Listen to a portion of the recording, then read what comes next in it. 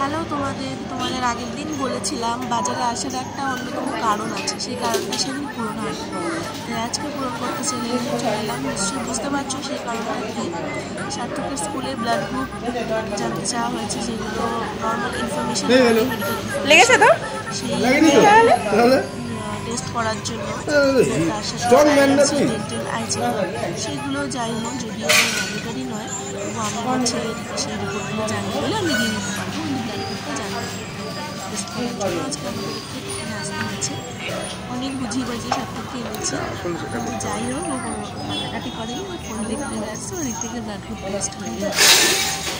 দেখো, তোমরা কিন্তু জানাবে কারা কারা এরকম সার্থকের মতন সাহসী, যারা ব্লাড গ্রুপ টেস্ট করার সময় একদম কান্নাকাটি করো না। সার্থক কিন্তু ইঞ্জেকশন দেওয়ার সময়ও কান্নাকাটি করে না, শুধু সার্থককে একটা গাড়ির লোভ দেখাতে হয়। গাড়ির লোভ দেখালে সার্থক ইঞ্জেকশন দেওয়ার সময়ও কোনো কান্নাকাটি করে না।